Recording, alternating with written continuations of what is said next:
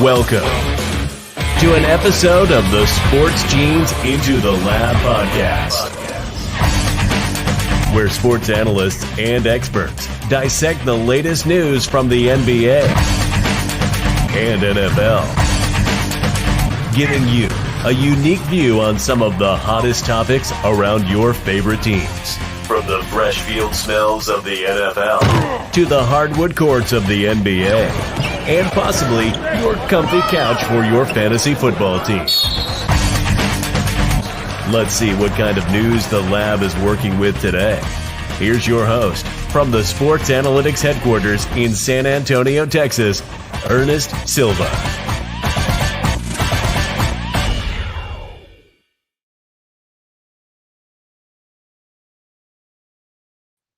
Woo, woo, woo. Man, we have got ITL tonight. It's Wednesday. It feels weird because, we had an off day, right? We had MLK Day off, and it's just me. It's just me in the house for a divisional weekend.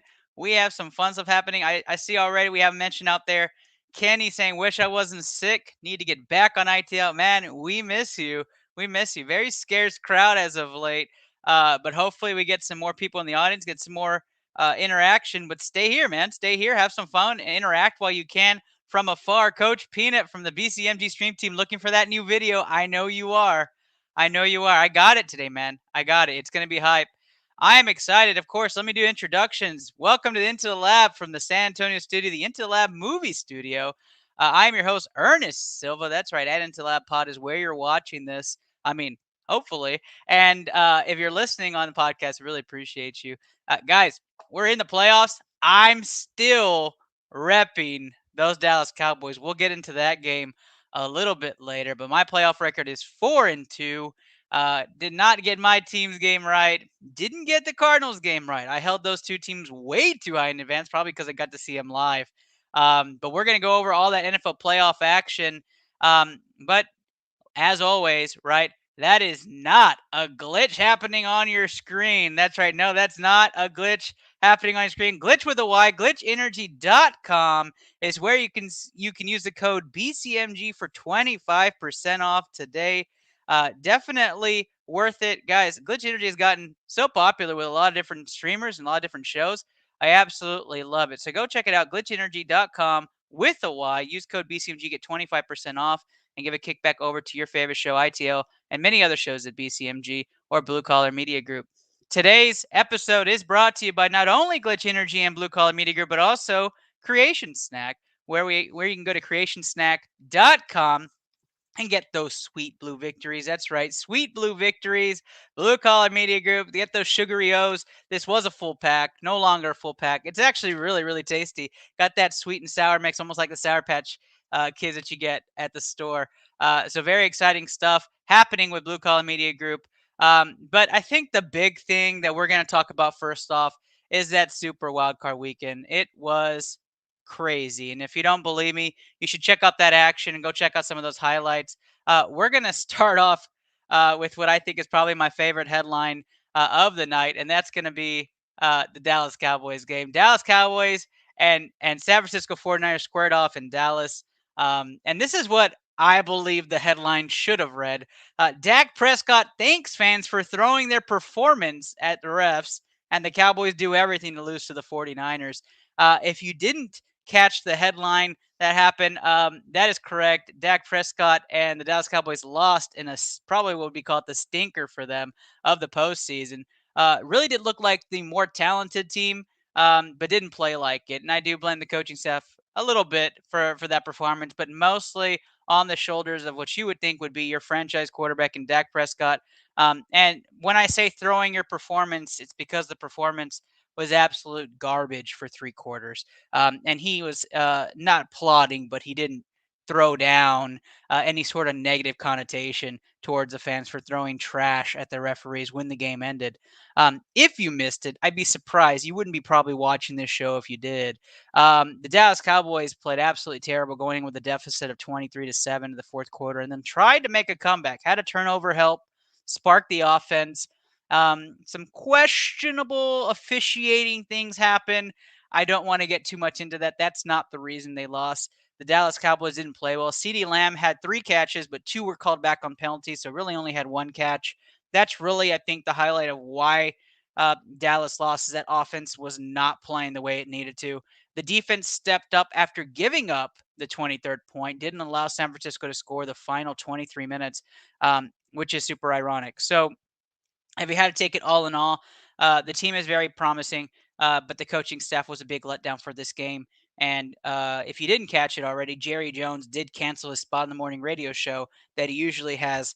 And in usual circumstance, that does not mean good things for Dallas Cowboy coaches. So we should be looking at changes in Dallas. But congratulations to the 49ers. I do have a tribute to you in just a bit. San Francisco, kudos to you. You came in, you took care of business, you left with some swag. Now we're going to see what that looks like against Green Bay momentarily. Let's go to our second headline. Tom had his very own Philly special. I can't say it any better. Tom Brady played like vintage Tom Brady. The Eagles are just absolutely bad, and now there's a lot of questions in Philly. Shouldn't be a surprise. Tom Brady and the Buccaneers took care of business. Tom Brady caught his own pass to get a little kudos out there for when he lost the Super Bowl, and which Steve would probably chime in and say was an illegal shift. And I hear some stuff happening in the background, so I'm just going to keep rolling with it. But Tom Brady takes care of business, and Philadelphia goes down. Kenny was in the comments. He has joined us here on ITL. Maybe he feels bad for me, but he's here. Kenny, how you feeling, bud? I don't feel great, but I figured I had to make an appearance. I couldn't let you roll solo tonight, especially if you're talking about Tom's very own Philly special. But I figured you might be fishing for content with that one. So, I mean, it was funny to see him post the video of him making the catch on the sidelines, which, by the way, he does not have great hands. He still almost dropped that ball. So that is happy true. to be here. That is true. Yeah, no, I was watching the game, and I'm glad he reposted it because it made me laugh. It gave me a little something to laugh at as a Cowboys fan from the weekend. I could actually enjoy something. I really appreciate you wearing the hat. You didn't have to do that for my sake, but I do appreciate Kenny. Let's talk about probably what everybody's talking about, right? And it's the Cardinals. The Cardinals' wings get clipped, 5th largest loss in NFL playoff history. Period.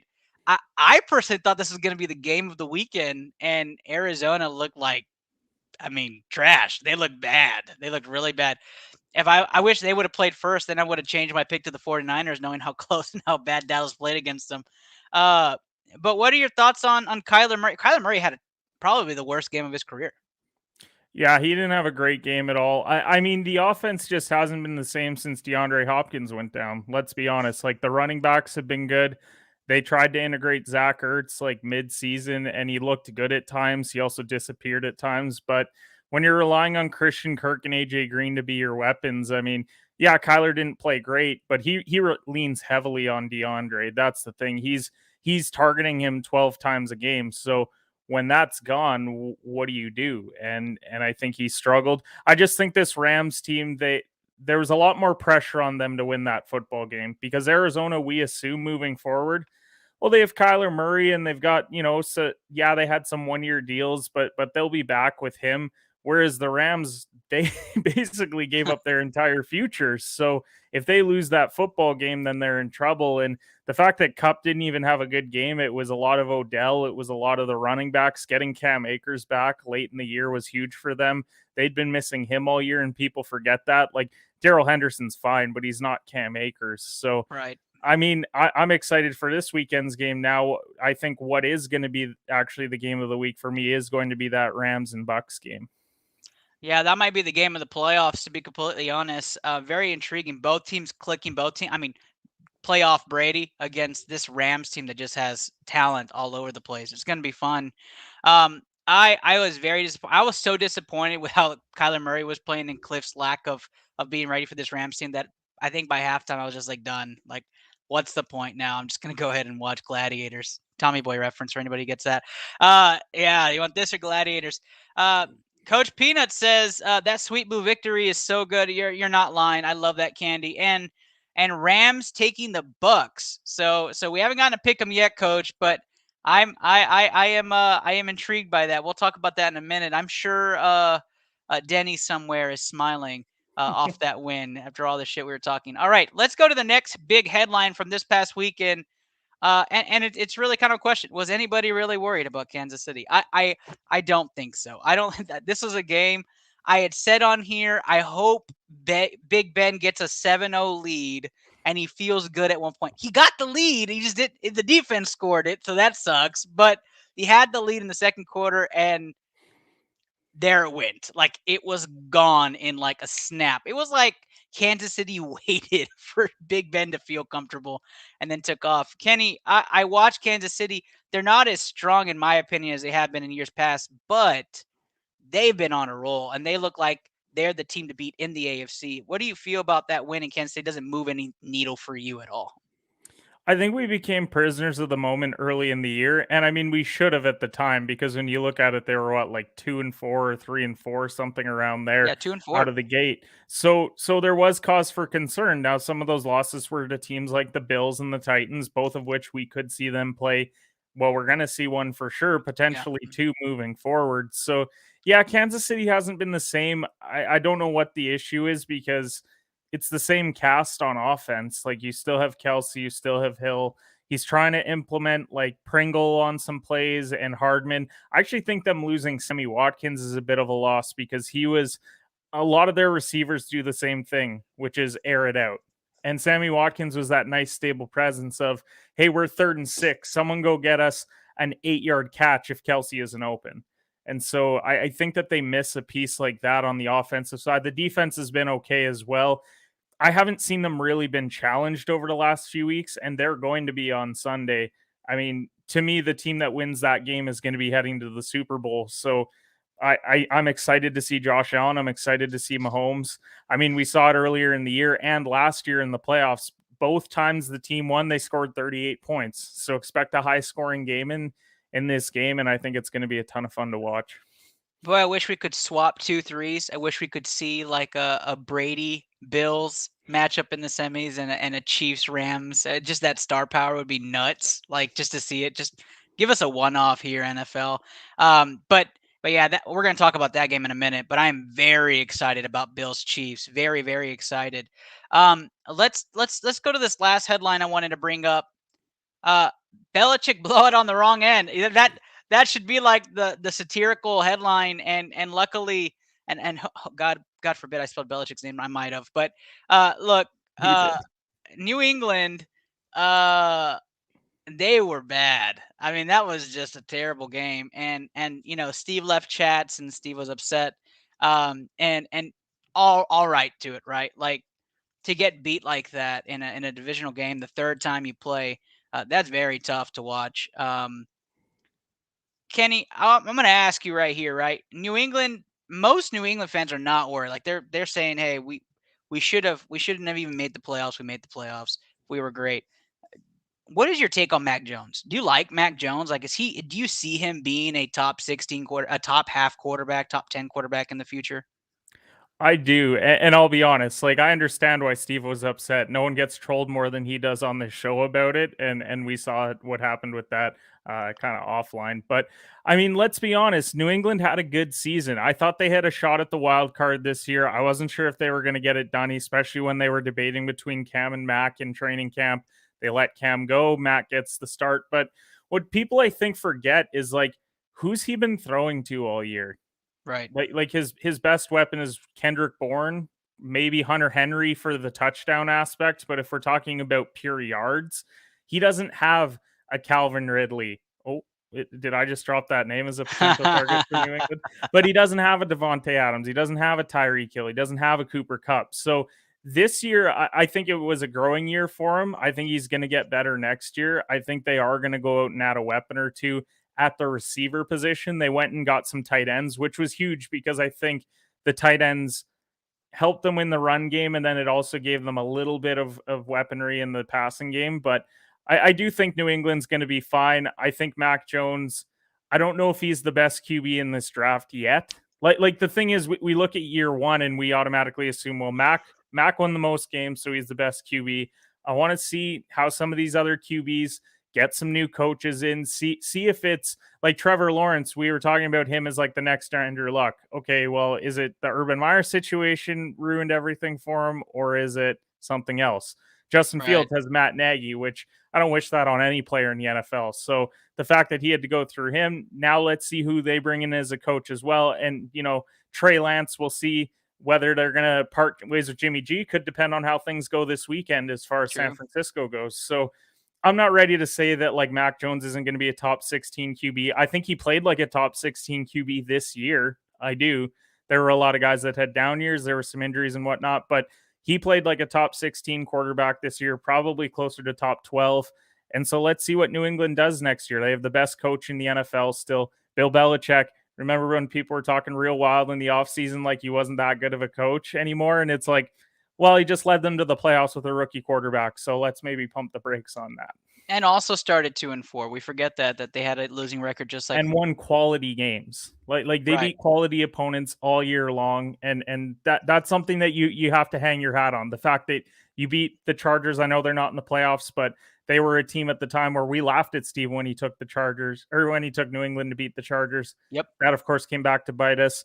They almost beat Dallas. They almost beat Tampa. Like they played some very close games, even in their losses, just because they don't win the divisional crown because Buffalo has a more ready QB now doesn't mean that they're not going to be a good team moving forward. I mean, give me Calvin Ridley, Josh Gordon. Let's just run it back, right? Let's just see what How many more locations do you have Josh Gordon heading to? I mean, it depends how many times he gets reinstated. So we'll have to see. Antonio Brown back to New England. I know Steve will love to hear that because everyone else loves to say that. That's a big three by itself right there. That's a new triplets right there. If this was 2014, I'd be stoked.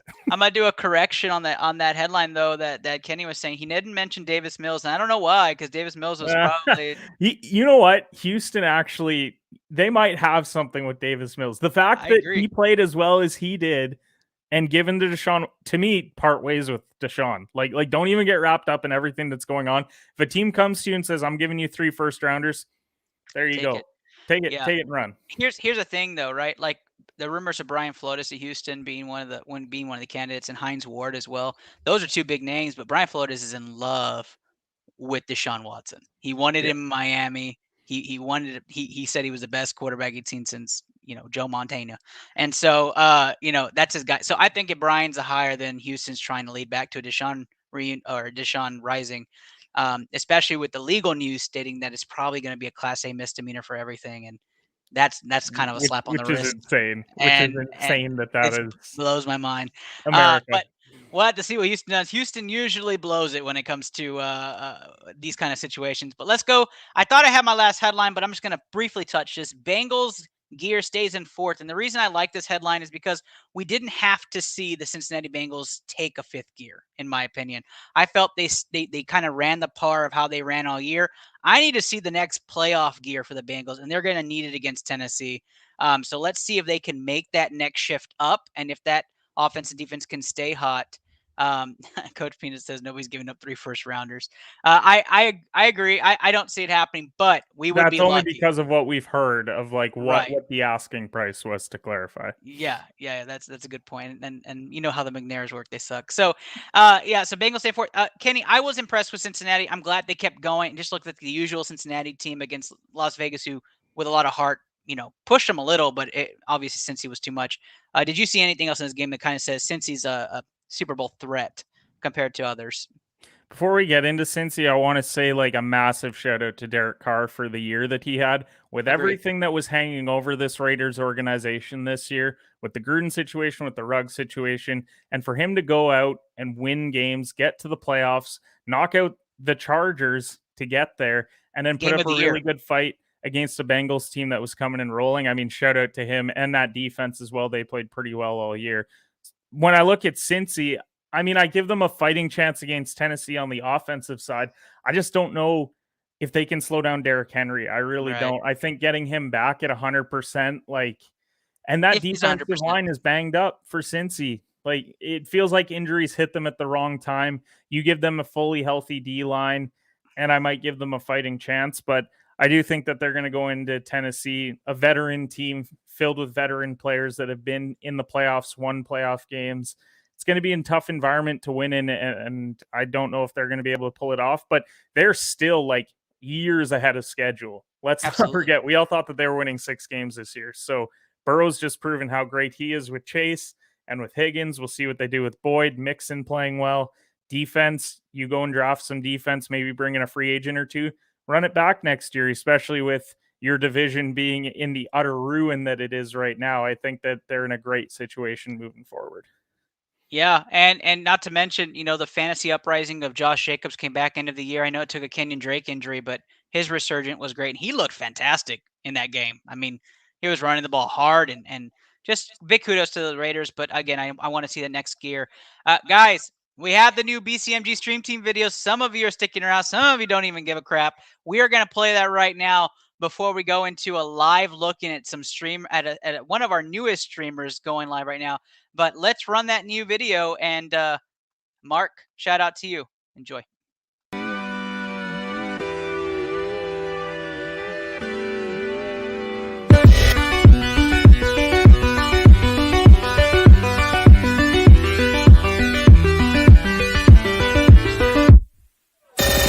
And then you can access your stream deck with your mind. Dim our key lights, bro. Connect to your stream deck via catheter. Oh! Yo! Clip that! Clip that headshot! On the ladder. You got both of those. One more down. I got it.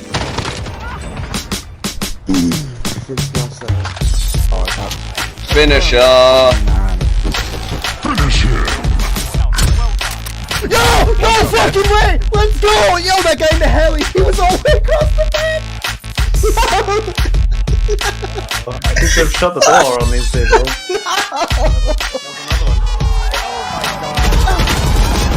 Oh my god! That flick! Tough battle. Get him! Got him! Beautiful! Another handful down. That's it. Okay.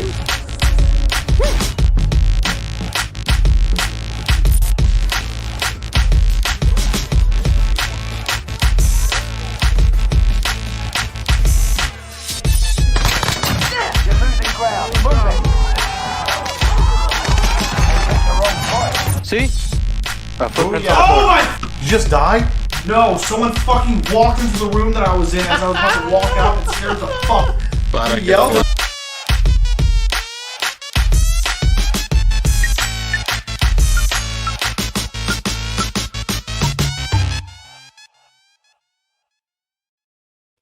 Big shout out to Mark. Mark, at It's Rated Merc is where you find him. Guys, you might have seen her name flash on there. That's right. Mama Bear is who we're going to go do a live look in. Let's go check it out. We're going to do a couple of minutes just to check out what the stream team actually does and what they do. So coming into that, let's go check it out right now. There she is, Mama Bear. Fortnite. They're going to do a live look in. What's that mean? So we Apex. with Blue Collar Media Group. Yeah, looks like Apex. They one of Ernest, the when's the last time you played Apex? in there, they host this Into the Lab podcast. Gosh, so it's maybe a sports podcast. 6 months ago. What's up, Labsters? There we go. Go. Labster shout out live. This is Hope you guys are having a wonderful day. Welcome, Labsters. What about you, Kenny? I played Apex probably like 3 months ago, and then I got back into once Caldera dropped, then I kind of switched back. But I've been gaming a lot more as of late. First game. Treasure pack. I tune into Mama Bear. Just like a bonus pack that you can get every day, twice. I can already tell she's so much better than me because her movement. I move around like a bot. Like I'm so bad at movement. Like I just run around like just super innocent. I hope you guys are all doing well. Bolt's a good gun. It's an energy weapon, so it breaks down their shields. I'm gonna tag you in here too. I can't look it up. Oh, just kidding. Facebook swap. Yeah. Just kidding. All right, Labsters. So I am calling, unfortunately, a Bucks Super Bowl. Whoa! Whoa! Breaking news, Mama Bear. Another Bucks dub. Whoa! She's choosing That's the what I'm Bucks to feeling. win it all. I want the Rams to win just because I Yo. want Matt Stafford Same. to get himself a freaking ring. Well, I mean, that makes more sense. He's a Texas quarterback. Oh my God, don't die. Don't die. I know, don't die. I want Stafford to win a ring so bad. But I just feel like Tom Brady is such a GOAT that, like, I don't know. I want Stafford to get a ring. I do. I Being do a as well. Lions fan, She being a just Lions lost fan, all credit. he never by stood a Coach chance. Peanut. when he was with us. Coach. Come on, Yeah. Coach. So now I Come feel on like now. he has the opportunity. So I really hope that he gets it. But I feel like the Bucks are just unstoppable with Tom Brady. I can throw the store whenever you're ready. Kenneth Cottrell and I tuning in via Into the Lab. Don't die. I will try not to die. Yeah, everybody. Mama Bear is Okay. top 5 player in the world for Apex. Is that So- verified? not at all, but I'm about to tell her we told everybody so she can't die. Nice. Glad I got Yeah. to tune in live on Into the Lab. Yeah, I watching her appreciate you, movement, man. I I'm appreciate so you coming bad in in. comparison. That's hilarious. I'm gonna take that blue backpack so I can carry more crap. Okay. Oh. Top 5 player in the world. Oh, yeah, exactly. There we go. We got Everybody- Top 5 confirmation. player in the Lock world. it in. Yes, I am. There you go. You have that is verified. And don't you Woj forget is it. tweeting it right now. Guys, this is Mama Bear I might be the 1920. Go best check her player out in, on like- Facebook. We're gonna feature streamer the heck? every Nice week city. as Blue long shield, but as didn't get they it. are live. So we try to get TC Rex That's tonight. very nice. If we Probably have 'cause another Todd streamer took go it. live on Twitch, we'll check it out. Maybe okay. Coach one of these days will be on again. I'd like to bring the stream team on, but that is what Mama they hype. do. I am absolutely excited about the stream team. They've come so far and what they've been doing. Go check them out. Facebook Gaming as well as Twitch. Tons of great content, great creators. And just a shout out since he's in the comments. And I see Ashley was in here saying, let's go. I appreciate that. Coach Peanut, www.twitch.tv/Coach Peanut. You can check him out as well. Fantastic content. I just did a Fortnite event with Coach. I was terrible. Did Rocket League event with him too. I was terrible again. I don't even know why. I thought I saw you on Rocket League, and I was like, "What are you up to?" Like, It was had to it be was something. a BCMG stream team night, and I went on there and I was garbage. Coach told me I wasn't, but other than me blowing up vehicles, I don't know what the hell I was doing. I I don't know resort to that as well. I'm not a good. Like, I don't know how to float and do the. I don't know. how in the world do you get up high to hit the ball? Like I try to jump and my thing just spins. Like what the hell is happening? I don't know. I guess it's I'll just stick to sports. Normally not on during this time, unfortunately. That's okay, Coach. We'll get you another day. And you did. No, there you go. You're trying just to make me feel good. I appreciate that. I know it wasn't very good. All right. NFL Pick'em. That's what we do here on ITL. Kenny and I usually part of the leadership pack that runs the ATL Pick'em, but let's just jump right into it. We start off the weekend with a great matchup: the Young Guns versus the Established Runs. That's right, the Tennessee Titans, the number 1 seed, who come off the bye, minus 3.5 point favorites against the Cincinnati Bengals at home. We see the return of Derrick Henry. We get arrested AJ Brown and Julio Jones. Could be an offensive juggernaut here, but I'm going to start this one off with Kenny. Kenny, you can start off this first AFC matchup. Who do you have in this game and who you liking? I really do like the Titans to win this one. Like, I was listening to Pat McAfee's show the other day, and they had on Kay Adams, and she even said Tennessee's the least talked about team in the NFL this year. Like they really are. As soon as Derrick Henry went down, everyone's like, all right, well, Tennessee's going to be no good anymore. Well, here they are as the 1 seed with Derrick Henry back. And they're going to be at home taking on a Bengals team that is on fire. Let's be clear that they're one of the hottest teams in the NFL.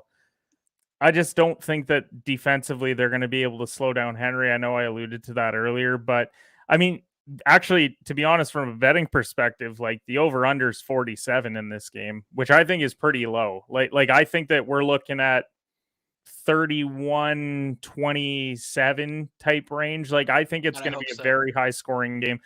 I don't think the Titans defense is anything special either. I just think when one offense relies so heavily on the passing game and one can kill the clock with the running game, I tend to favor Tennessee. So I'm going to take Tennessee to win. I'm also going to take them to cover, but barely. I mean, 3.5, that's such an awful line when it comes to the betting side, because you really wish you could get it down to -3. Because -3, you feel comfortable of like, well, if they win on the last second field goal, then I push at least. But yeah, I'm going to roll with the Titans this week.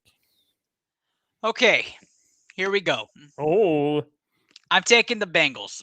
okay. Okay, I'm going to roll with the Bengals. Here's why. Think Cincy is a team that can get 1 or 2 turnovers. I think it. Whether it's an interception, whether it's on special teams, whatever it may be. And that, to me, will be a factor in this game. Tennessee's not something to write home about when it comes to defense. So I think it's going to be a shoot. I'm with you, right? I have 34-31 Bengals. So I give an extra touchdown to the Bengals, whether it comes from defense or special teams. I think there's an extra score to go on this offense. I'm going to take the hot team. Bengals win this game. They win it close, but I'm driving money line on my bets for the Bengals. There's always a team in the NFL that's a lower seed that makes a run up. Yeah. I think it's them. I think it's them this year in a weaker top AFC type of role where NFC is really just top heavy. So gonna roll Bengals money line. I'm not gonna say a Joe Mixon game because I always say it's a Joe Mixon game, so I'll just stay away from that. I'll just say Burrow's gonna be the talk of the offseason about how good Cincy is and how ahead of the time they are.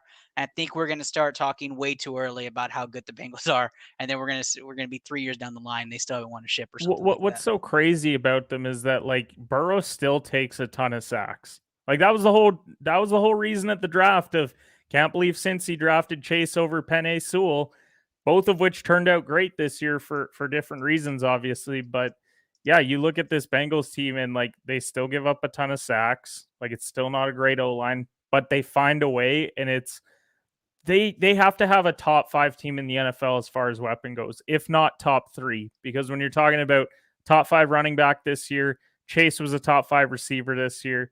Higgins, Boyd, like there's just so many ways. Uzama has come from out of nowhere to be like a very good tight end. So yeah, this is a team with a ton of weapons. Tannehill can go out and throw a pick or two, like he really can. And I think as long as they stick to the game plan of, hey, Derek, here's 30 carries, then I think they're going to be fine. But you go down early to Cincy, I don't know if they can play catch up against them. They don't have the team that's built to do it. And I think it's similar to what we saw with New England last week. New England fell behind 14-0. And I think most people assumed this game is over because they don't have the ability to throw the football to get themselves back into it. I question that with Tannehill a bit because when he has A.J. Brown, it's great. Julio hasn't looked great this year, though, so it hasn't been the 1-2 punch that we thought it was going to be.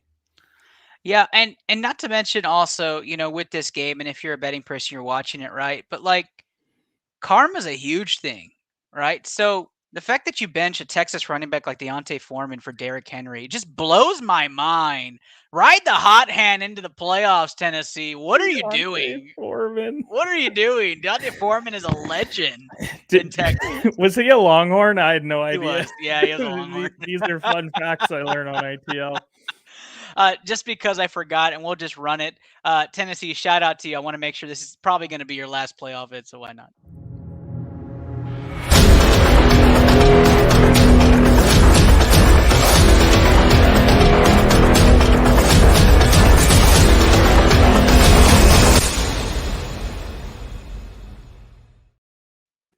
There you go, Tennessee. Hopefully it's not for your fans' sake, but I'm just going to go ahead and call and say probably Bengals win. All right. That takes us to the game Saturday night, which a lot of people probably fan base-wise will be watching. Might be the highest viewed game, but it's going to be Green Bay against San Francisco. Let's roll the tape. And because they beat our beloved Cowboys, I'll give San Fran the vid.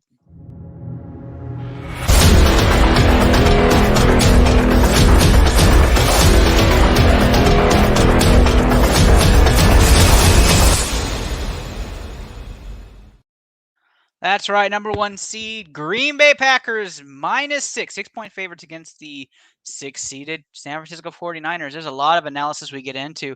The first big thing, though, is that 49ers will be probably without their defensive studs on the line, which is a huge factor for this game. You give Rodgers time. That's it's it. Game over. Green Bay going to be healthy. Going to come off that bye with a lot of health. They only have 3 people, 2 due to COVID, right now in jeopardy of missing this game. Green Bay seems to have everything going for them, even at home. It's not the NFC Championship. Let's remember that. So I'll start this one off. I am taking Green Bay to win and probably win handedly in this game. I don't think it's a blowout by any means. I think Debo and team keep it close. Matter of fact, San Francisco may look better than them in the first couple quarters because they won't be rusty. I'm going to take the Packers to win and cover this game. We got some comments coming in. All right, let's see what we got here. Kurt Jacobs says 6 seems low. I agree. That's a little vague. I thought maybe 6.5, 7 to maybe draw that push from many bettors. But Vegas has it a little bit closer than usual. Still rolling Packers. Kenny. Yeah, I think the line was at 5.5. They've moved it a half point. I think it will balloon up, especially if Warner for sure is out and Bosa for sure is out. I'm assuming both of them aren't playing, but Warner, his it appeared to be an ankle issue, so you never know. He might try and gut it out to have him play. This one concerns me as like a backdoor cover one where I think the game's not going to be in doubt. Like I think Green Bay is going to be up 31-20 with like 2 minutes left. They maybe go down and score a touchdown, try to onside kick, and Green Bay recovers, and then the game's over. So I think Green Bay does win. I've been on record saying that I think they're going to win the Super Bowl this year. Maybe that's just my fiance in my ear about it, and my brother-in-law in my ear about it, and my sister in my ear about it. But I mean, they're getting healthy at the right time. Like they just got Bakhtiari back. They're getting Smith back on defense. Like it feels like things are lining up for them to make a run at a Super Bowl this year. Now we say that every year because then they go to the NFC Championship and then something happens and then they lose. So the reverse Debo.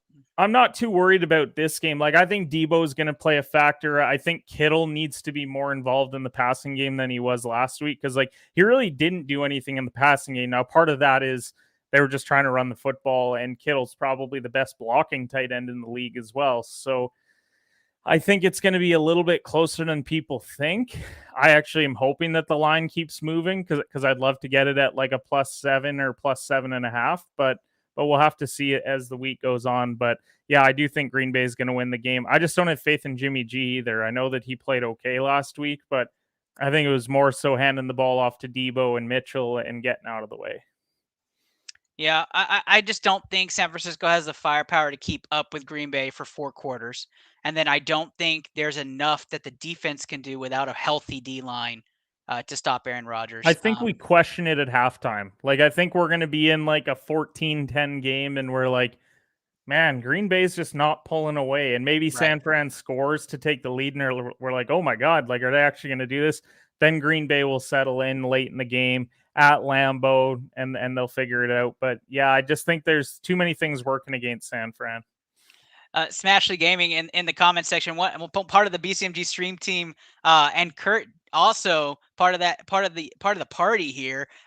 Both talking, say, wish I could send stars. I appreciate the love, guys, but she says I think the Cowboys and Seahawks should play for a loser Super Bowl. I feel that hurts my heart there a little bit. I'm with that. Matter of fact, okay, I might have missed it. Did you touch on Dallas at the start? We haven't talked deep into Dallas. I was avoiding it, but we can since we're here. Okay, let's jump into it. Oh, with the Dallas headline, yes, you missed the Dallas headline. Yeah. Okay. Let's finish the games and then at the end finish it with Dallas because I do have a couple of concerns about the overall game and moving forward. And we could talk about that forever. So let's save that for the end because we are going to go over Baby Bowl after we do our picks. Let's talk a little bit. Yeah, we could talk Browns too, Coach. We'll talk Browns a little bit too. I got some questions going on there. Let's take our talents to what everybody's all hyped about. Tampa Bay, where the Buccaneers face off against those Rams.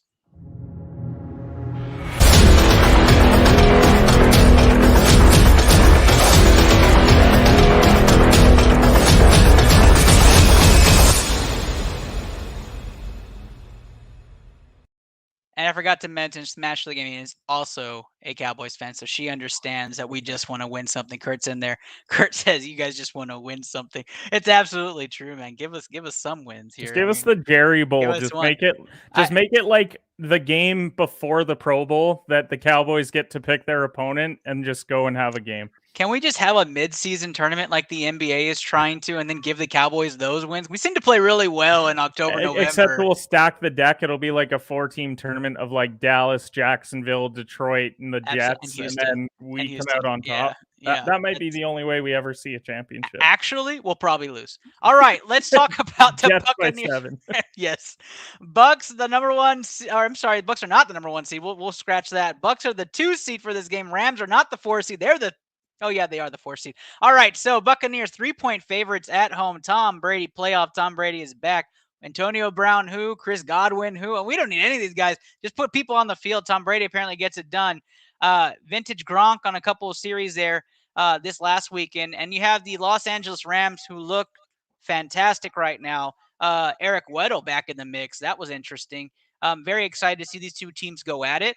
Nobody's talking about it, but Ndamukong Suh makes his return in this game, full 100% healthy and playing against a team that he's very familiar with.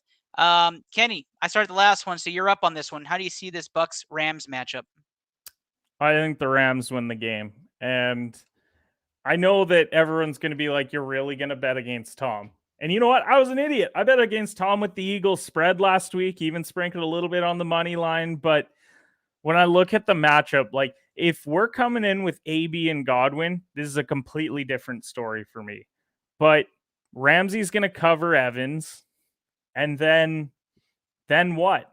Like who's it going to be after that? Because I mean, let's face it, they got out to a big lead and then they just coasted after that against the Eagles, who, by the way, I think it was 0-7 against teams above 500 this year. So, that's not a great look for them. But yeah, I'm concerned about this game for Tampa Bay, because while I think they can slow down the running game, I don't know if they have the secondary to slow down Kupp and Odell and Higbee. Like the X factor in this game is Matt Stafford. Does Matt Stafford throw a couple picks and throw them out of it? Or does he play like he did on Monday night? And let's also keep in mind they are on a short week. So that's going to be tougher. And it's why I hated the idea of having a Monday night game for the playoffs. I think it gives a team a distinct advantage when you do that. But I digress. So I do think that the Rams win. At minimum, I would take Rams +3, because I think if they lose the game, it's a last-second field goal. So I'm going to take the Rams to win and then obviously cover. Death, taxes. Tom Brady in the playoffs. I am taking Tom Brady to win this game and win it very close. So I am not confident in the Bucks. It's hard for me to bet against Matt Stafford. I mean, Texas quarterback product. I mean, how am I Austin Westlake? What am I supposed to do here, right? I want to see it. You're in a tough spot. I get it. I'm in a very tough spot here. Mike Evans went to A&M. I don't want to recommend something bad to everybody. My heart says go pound a parlay of Bengals Rams this week and let that ride, right? And then put it into an NFT. But what I would partially say here is that the Bucs secondary is not the strongest in the world. You will see a lot of yards from Matt Stafford. He may have a 400-yard game, but I don't think the Bucs are going to be able to just step aside and let the Rams win, especially in Tampa Bay or Tampa Bay, what I like to say there. Kurt says it's odd. The Rams, I feel, are a better team overall, but you can't count Brady out ever. I mean, that's really the stat. That's my conflict right now. And if Steve was here, he'd be saying, Ernest, you just don't count out against Tom Brady. He's just going to win. He's going to get to the NFC Championship. We've been waiting for a Rodgers-Brady match. I mean, that's really what it's been leading up to this year. And I really want to see that. My heart says Rams, guys. Rams money line. I'm going Bucks to win and cover in this game. I do think they end up winning by 5 or 6. 3 to me was still low. In my opinion, I think the Bucs should be favored by quite a bit, but maybe that shellacking of the Cardinals turns the page for most. Guys, if you haven't already, follow, retweet, do everything you can, spread the news. ITL is live, coming at you. Kenny Cotterill from the Shooter Shoot podcast, as you know where you're at. You're at the Into the Lab pod. Let's talk about this last pick'em game, which is going to be a doozy. It's going to be a shootout. It's going to be a really, really fun game to watch. So let's take our talents over to the wonderful city of Kansas City.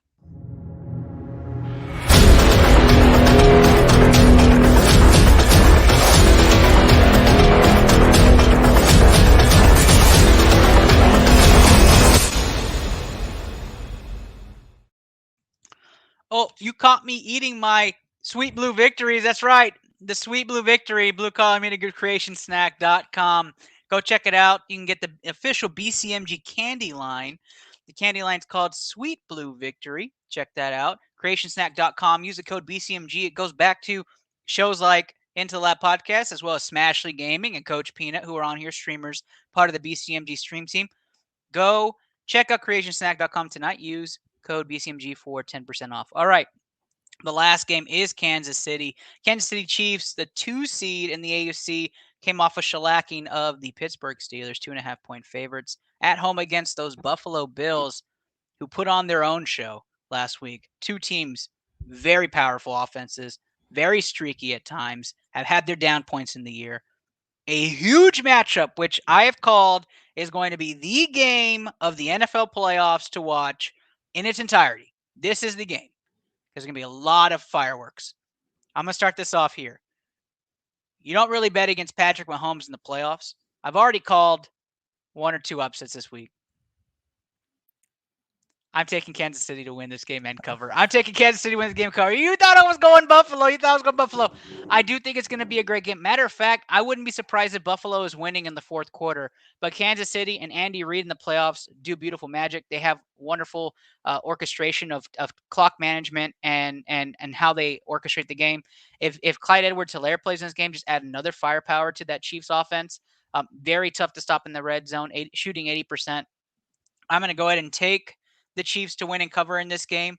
Although the Bills have had a really good season, I think they just played a team for the third time, know that team, and that's why they look so dominant.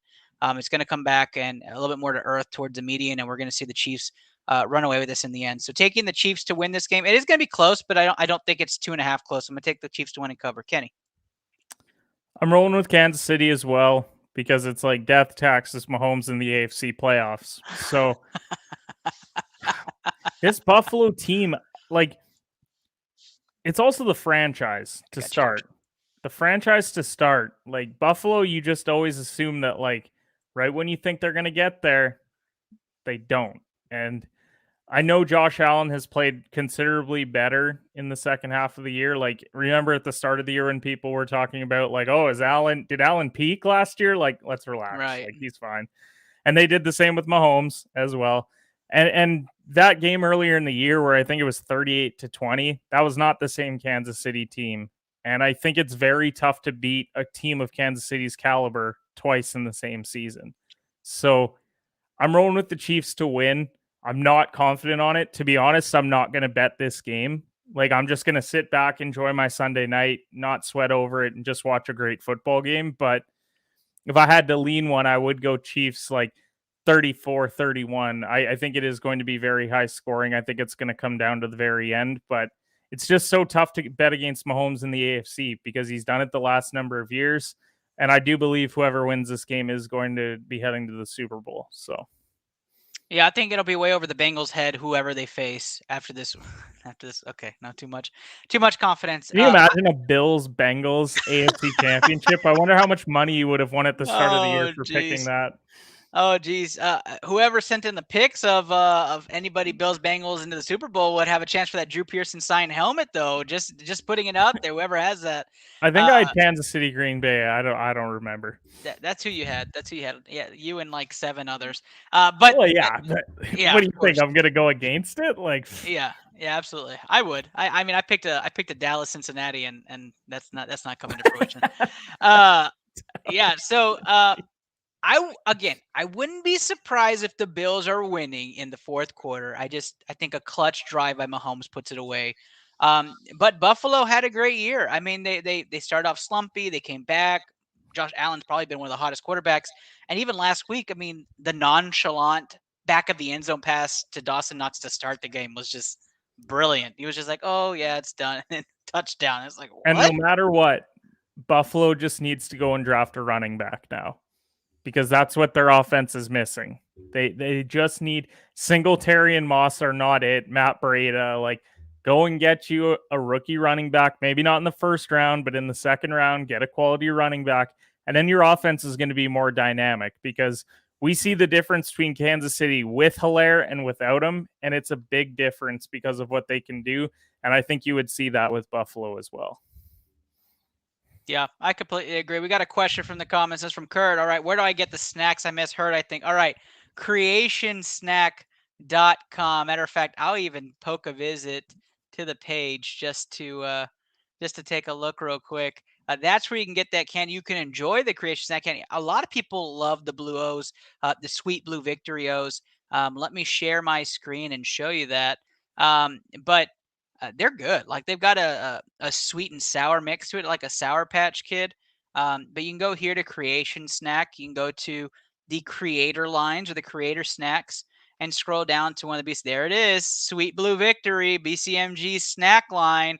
Starting off with the first candy, a BCMG inspired sour blue raspberry gummy ring right here, creationsnack.com. I will plug this link. Let's see if I can even plug it into the comments section so you can check it out. It's good. It's really good. And what you're doing is you're just plugging that back into your favorite content creators at BCMG. So if that's something that you love to do or something that you support, whether it's Smash the Gaming, Coach Pina, or even Mama Bear, we appreciate you. Go check that out and have those come over straight to your house and enjoy the playoffs this weekend with some Creation Snack. There's also some other really great stuff on there, and the code works for everything. So creationsnack.com, one of the brilliant partners of BCMG. All right, guys, if you haven't heard of Baby Bowl, you really should. Rob Norton puts on a great Baby Bowl. What is it, Ernest? Oh, well, it gives back to charity, and you submit a lineup every week. Well, last week we finished in 11th place, which is kind of high. We suck at this. So my Baby Bowl lineup consisted of Dak and Amari stack, which worked out for me. But I figured they'd be still playing. I'm glad I used it then. And a couple others. But I want to get your opinion, Kenny. I'm going to go in this week, and I think this is the week to use the stars. I think you don't know who's going to win this weekend, right? So I'm going to use the stars that I have and write out. Remember, once you use them once in the playoffs, you can't use them again. That's the rule, okay? So of the players I have left, okay, I am going Aaron Rodgers, Devontae Adams stack this week because I think they are going to have a week to remember. And I don't know if I trust them going either against the Rams or Tampa Bay or even in the Super Bowl as much because it's going to be a lot of turnovers, a lot more defense. I have Derrick Henry in here once I hear the 100%. If I hear he's not 100%, I think I'm going to move him. I haven't played Joe Mixon yet. I didn't get a part of that last week. I'm going to play Joe Mixon in case Cincy loses. And I'm playing Jamar Chase. And I think both of those are going to be used quite heavily, almost similar to the Chargers.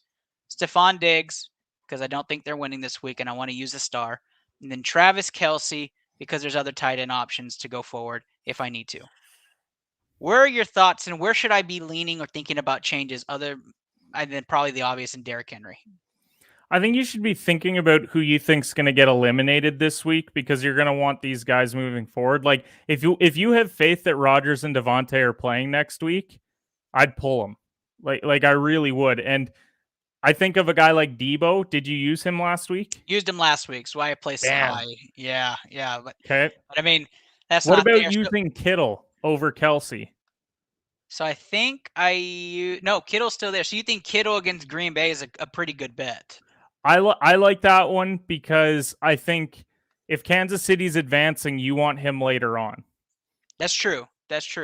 I just feel like they didn't use Kelce. I mean, there wasn't like I have to use Kelce type of game last week, and there's always one right after the other. So I feel if they use Kelce this week, then he's not going to be that factor in the AFC, but he could be a factor in Super Bowl. So I guess I could see that right down the line. But a Kittle, he may not have it tomorrow. So you're absolutely right. I think you should also look at it as Buffalo's probably the best defense that they're going to play in the AFC moving forward. Because if they advance, they're going to get Tennessee or they're going to get Cincy. Right. So their secondary is weaker. I would also probably look at instead of like the Diggs or instead of the Adams and Rodgers, maybe go the Allen Diggs. That was my next question, right? That was my second option. I kind of because if we're assuming that Buffalo's done this week, save Green Bay for the following week. They're still at Lambeau. I think it's a better move for you to have the Allen Diggs because you're assuming that they're going to lose this week. So if you have to take Adams off the board, who are you replacing? See, for me, Tennessee's not winning, but for many, AJ Cincy's Brown? not winning. Do you trust Brown? Do we have Brown as that? Is he healthy? I think if they're going to have any hope on Sunday, they're going to use AJ Brown because they haven't used Julio. So if you're assuming that they're losing, then that also means they're trailing and throwing the football, which means Tannehill is going to be looking Brown's way. So maybe you go Josh Allen with AJ Brown, and then you have Kittle in there. Who are some of the other ones that you had? So right now we have the Allen Diggs stack. Yeah. We have Jamar Chase and AJ Brown. If you're assuming that since he's going to win, then you should probably reconsider Chase. All right, let's take a look If at you're my assuming that receivers. Cincy's winning, because if it's the Cincy Kansas City that you think it's going to be, remember what happened, what Jamar Chase did to Kansas City last time. Like, he blew up against them. So let's backtrack a bit here. So there's not a ton of like stud receivers, right? Cooper Kupp, did you use him last week? Yeah, I used him last week. That's why we're up there. Odell? So, no, Odell's still here. Maybe use Odell over Chase. If you're assuming that the Rams are going to lose. That's a good point. So we could go that route. Again, my other gut is what if I'm wrong on Cincy? Right? And what if Yeah. I'm wrong about the Rams? Now I have no Rams going forward, and I can't play Cincy receivers.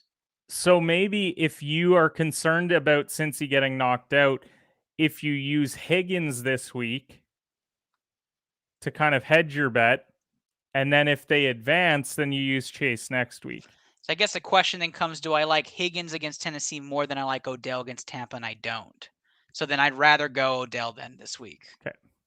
Okay, so this is where we're at. And we haven't even touched running backs. Quarterback wide receiver stack of Allen Diggs, Brown, and Beckham as the other receivers. Kittle's our tight end. I liked all of that. I'm keeping Mixon in. I think this is a Mixon week, so I'm going to keep him in there. Derrick Henry. From all the reports and everything, it sounds like he's 100%. I think you play Derrick Henry. Henry, to me, is locked in if you're assuming that Tennessee's losing. My running backs left would be Devin Singletary, CEH, Leonard Fournette, Aaron Jones. So I think I can run with that going forward. Of course, the invaluable Deontay Foreman will inevitably come in and sub for Derrick Henry eventually. There is one other way to look at it of, do you want to burn Henry because you are concerned about the fact that what if you're wrong about Cincy? And you know that if they get Kansas City next week, they can run all over Kansas City. So what if you use Aaron Jones because he should be 100% now. He had the week off. He'll be going up against San Fran with a weak D-line. And then if you assume that it's going to be Tampa next week, that's a terrible Aaron Jones matchup. Because he's going up against one of the best run defenses in the NFL. So if you run Aaron Jones this week against a weaker San Fran, then you could get more value there.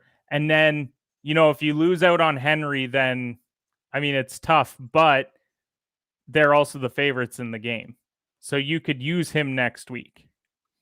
But I could also run a Cam Akers next week if they end up pulling that upset off.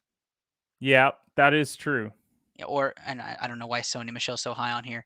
I think I'm going to run with the certains, right? Like, I know they're both playing this week. So I think I'm going to keep my running backs. I'm going to run the risk running back wise because I can always play a Gio Bernard too. Vulture, a passing touchdown. I could see it. The A.J. Dillons of the world. And of that course, is true because there is also, because Aaron Jones has been hurt, there is the possibility of next week you get Rams, Packers. Jones still isn't feeling 100%. So then Dillon goes, and then you could still get production from him.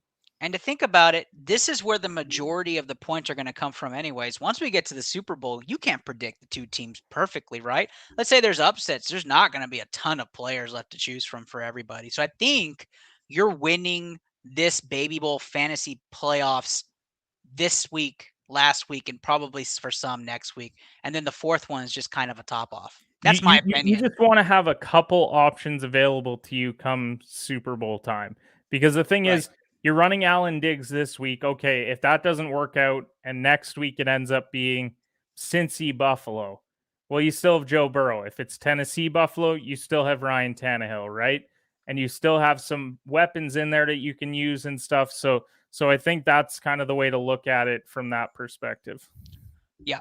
I'm just hoping Allen doesn't throw 3 picks and fumbles twice this week in the loss. I'm hoping he's a stud. Well, we're right? I'm assuming hoping that it's a high scoring game, so I don't think Right, that you're in too much danger with Allen. Well, I love it. I love it. That's perfect. I'm going to submit that lineup. That is our Baby Bowl fantasy lineup. We're going to end with what you guys are all here for. Just kidding. We're going to end with some Cowboys conversation. The Dallas Cowboys, we talked about it at the beginning of the show. This was the headline. Dak Prescott thanks fans for throwing their performance at refs, and the Cowboys do everything to lose to the 49ers. Their performance is just a synonym for trash. That's what I meant in the headline. You're supposed to read into that. So that is the headline for Dallas. Kenny, your thoughts on the Dallas Cowboys in the future? I've seen a lot of like weird takes on Twitter, like terrible Twitter takes. This would have been a good one if Steve was a Cowboys fan, because I've been seeing you gotta get rid of Amari Cooper because you need to free up the cap space. I've seen you shouldn't have Pollard if you have Zeke. Like I've seen everything this week.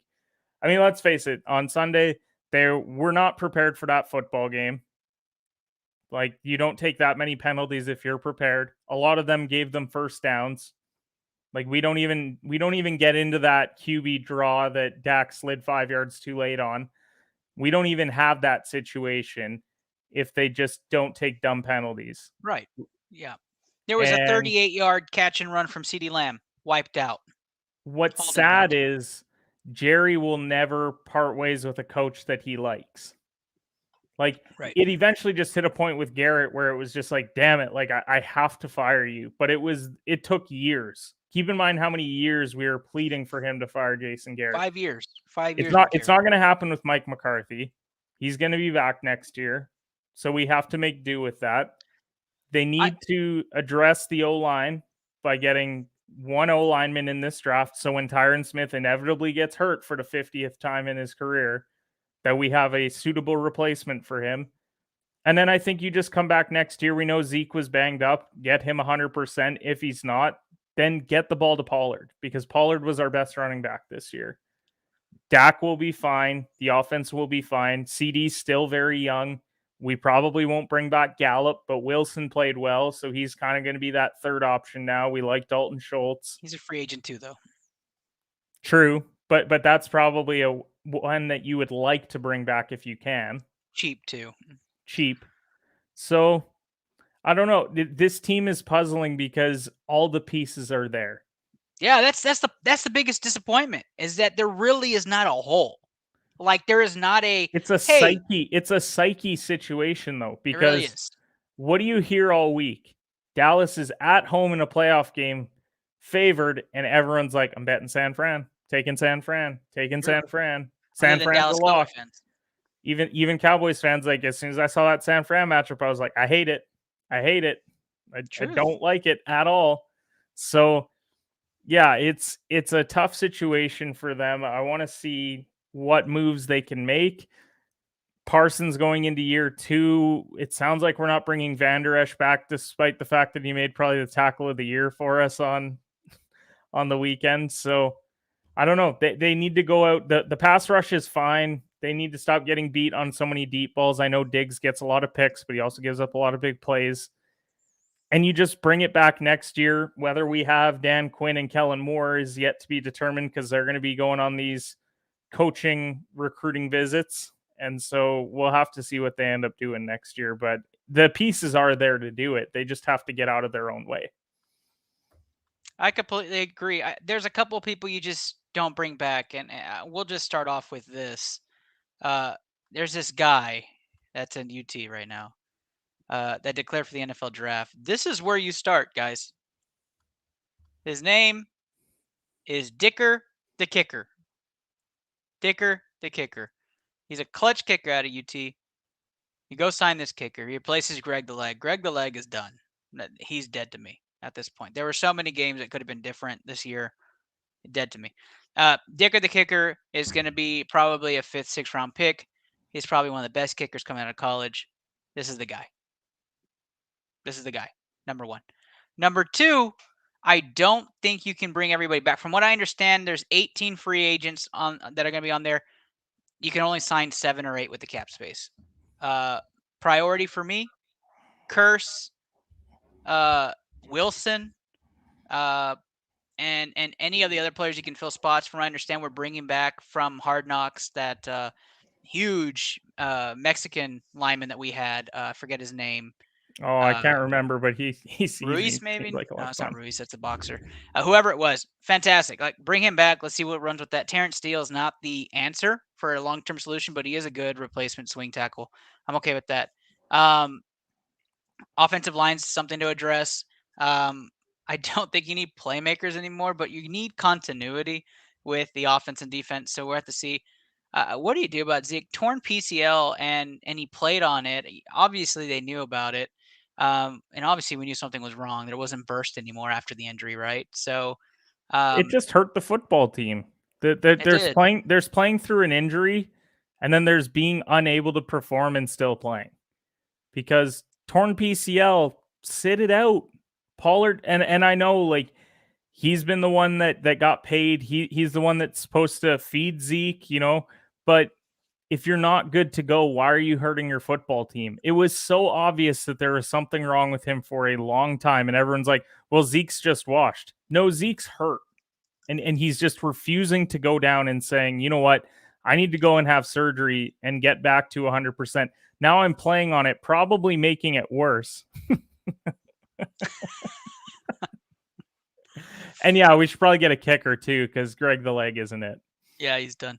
I completely agree, and I bet you it's Jerry and Mike really just saying we got to ride Zeke with that contract. We can't be look like fools. Get him carries, get him the progression, make him 1,000-yard runner. It's got to be. It's all perception, but the perception to me is you haven't won a Super Bowl. Like, that's a perception, and you've got a talent, and there's a very small window with this talent. So you can't bring everybody back. And Micah Parsons is going to cost you money. So you need to use that window. He's going to cost you And NFL record money. Yeah, Parsons and Diggs are going to cost you money. You're either going to get rid of one or you got to get rid of somebody on offense. The Amari situation's gone, then you're going to keep both of them. That means you got to find wide receiver talent now. Like, there's just so much you have to sacrifice to go, and we just had the talent this year. I think that's what's disheartening. I don't want to beat the dead horse here. So Kenny, a lot of people haven't seen you in a while, and maybe some are going to be listening to this and saying, who is that again? Where can they find you and your show? Geez, it's been that long that I've been on here that people forget who I am and where I'm from. Well, I'm the 2-time ITL Pick'em champion. Oh my gosh. 2-time the back-to-back. But you can follow me at shooters_pod on all social platforms. Got my basketball podcast over there. Also co-hosting another basketball show, Breaking the Game. Host a lot of shows over at Off the Ball Network. I have my new betting newsletter, which goes out daily on Substack. Excited to announce our latest sponsor, which is Bet99, which is a Canadian sportsbook up here in Canada. So very excited about that. But it has been too long of me not appearing on ITL. I'm hoping to be on a lot more moving forward. Probably a couple months from now, once I'm post-wedding, as we are getting into full swing of doing all the preparation for that. But very happy to be on tonight and looking forward to being on way more in the future. Kenny, you made my night. Probably going to be a 30-minute episode, but adding you in, we get to actually have some fun. Kenny Cotterill, everybody, at the Shooter Shoot Pod on Twitter. Check him out. Check out his content. And as we get into, thank you, Coach Pina. Coach Pina, just so dedicated. I appreciate you, man. Appreciate the love. BCMG Stream Team. When it comes to Kenny and I, we're going to be really going at it when it comes to NBA time, because right after the NFL playoffs, Kenny and I kind of shoot everything into these NBA teams. And boy, am I excited to talk about the Rockets. Excited to talk about the Lakers, which we may be trade partners this week. I'm excited. You guys are screwing me right now by having an actually good game, and I'm not a big fan of it. So if you guys could relax against the Jazz, that would really help me in my newsletter out. Wow. I wasn't able to use this tonight, but I get to use it finally because Kenny has committed a crime. That is right. He has spoilers on the line as he gives up that the Rockets are playing a good game tonight. I am pissed now that he has given that up. Spoilers, Kenny. Spoilers. Just kidding, man. Thanks. I appreciate you coming on. Guys, creationsnack.com, glitch energy with a Y. glitchwithayEnergy.com. Use code BCMG at checkout. That goes right back to our show, goes right back to our company. And really appreciate all the support throughout the years and for the last couple of weeks as we've been putting our podcast back on with some episodes. So good luck this week with your bets. You heard our picks. Rewind and play again if you didn't. But Kenny Cotterill, thank you again for being a part of tonight's show. And everybody, good luck. Have a great and safe week in San Antonio, especially for those in San Antonio. Freeze and snow tonight. So good luck. That Texas snow vid's back. So thank you guys. Be safe. That Texas snow gets bad.